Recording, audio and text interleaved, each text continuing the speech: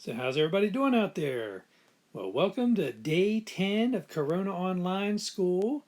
And we're finally to the last chapter of this Unit 1. So, it's been a long time coming, but we're finally to the last chapter. So, we'll actually finish up Unit 1 this week. So, I'm going to take a little bit of a break today. I probably could cover both sections today, but I know we struggled a little bit with the combinations and permutations. Some folks did at least, and so I promised I put up the solutions to those. So hopefully that's helped some.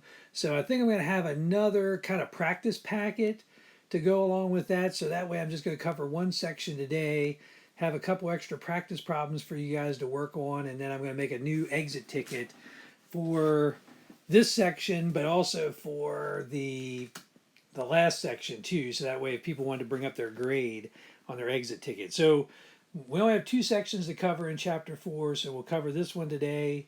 We'll cover the next one on Wednesday, and then we'll be ready to take our quiz on Monday. So we're going to have a quiz on all of chapters 1 through 4. And then I'll also make the project available at that time, so that way you can start working on the project after we get done the quiz. All right, so there's not a lot in this section, and some of it's going to look fairly familiar from stuff that we've been doing in the past. So, but this section is called a probability distribution function. And so the goal is it's basically just kind of looking like what the different probabilities are. So we've done these, we just didn't necessarily write them out in this table form, is the idea. So, for example, if you roll 5 dice, what's the probability that all 5 of them come up odd? 4 of them. So these are sometimes like a little tricky to actually calculate unless you have some kind of a table like we've got here. So, just as a recap, these are old definitions that we had earlier. So, a random variable, remember, is just a way to describe all the possible outcomes of a statistical experiment with their probabilities. And a discrete random variable just means it's where there's a finite number of outcomes. And so, random variables are denoted with a capital X. The values that the random variable can take are denoted with lowercase x or lowercase letter. And so the probability that x occurs is written as the probability of big X equals the actual event happening, or sometimes you'll just see it as plain old P of X just to make life a little bit easier. So here's a quick example of a probability distribution function.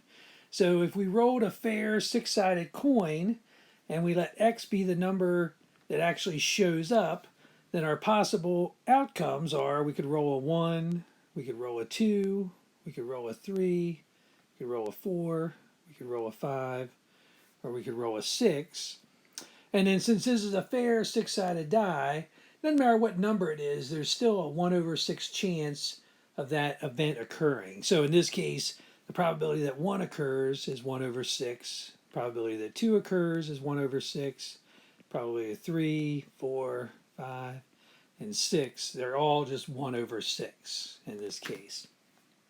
All right, so this is our rolling the 2 die situation. And so if you remember correctly, what we're doing is we're taking these 2 die, adding them together, and then trying to figure out what their sum is. So as a reminder, the lowest possible number that you can get is the 1 plus 1, which is 2. And the highest possible number that you can get is 12. So in this case, I want you to set up a probability distribution just like we did above, but your x value should range the whole way from 2 up to 12. So if you write it this way, it should look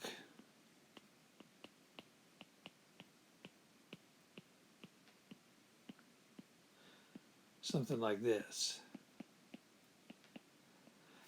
And then you'll just fill in the probabilities down below by just counting them off the chart. And so if you remember, there's 36 possible outcomes here.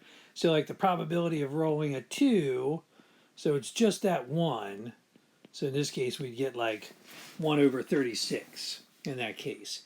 So go through, do the rest of those guys. And then same thing for practice 2. In this case, we're flipping a coin twice. So the first thing I asked you to do is just kind of write out the sample space just to remind you what it looks like. And if you forget or you have questions about it, just let me know. And then practice 3, we're given kind of a frequency distribution, and we're going to calculate the probability distribution for this. So again, just follow the directions there. And so again, this is just kind of a summary of what we talked about back in probabilities. So all probabilities have a value between 0 and 1. And this is going to come in handy for this next example and the section we're going to cover on Wednesday. And so all probabilities, if you add them all up, they should equal 1. And so this is just a shorthand notation for saying the sum of all the probabilities equal 1. So in this case, that's just sum of all the probabilities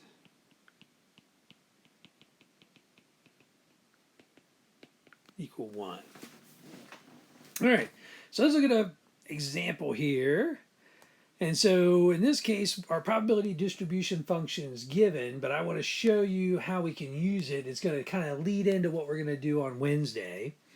So the number of customers in line at a supermarket express checkout counter is a random variable with the following probability distribution. So the probability that there's no one in line would be 10%. Probability that there's one person in line would be 25%. Probability that there's 2 people in line would be 30. Probability that there's 3 people in line would be 20. Probability of 4 people in line would be 10. And then finally, the probability of 5 people would be 5% in this case. So in this case, it's saying what's the probability of 2 people being in line. So in this case, all we're doing is we're just reading exactly off the chart. So find P of 2. So we're just going to go there and pick off, it's 30%. So in this case, the probability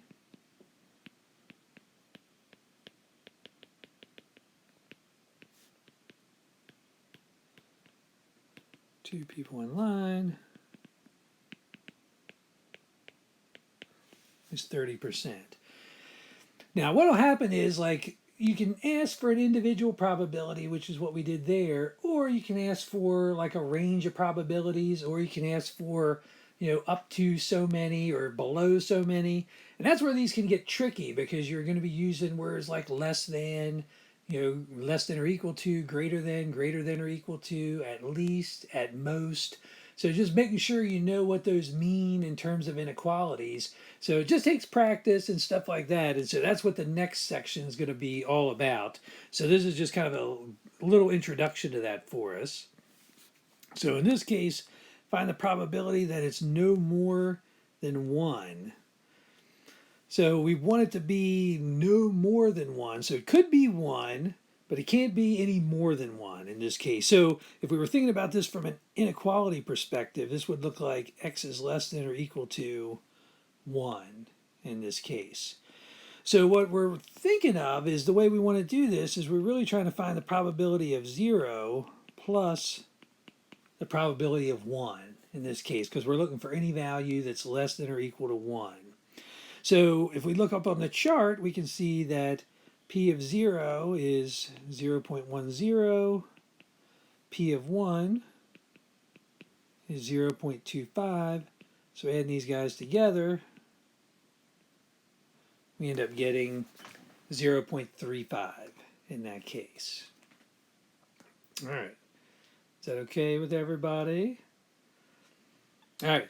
So 3 is another just individual probability. Find the probability that no one is in line. So again, that would just be our 0 in this case. So the probability of no people in line.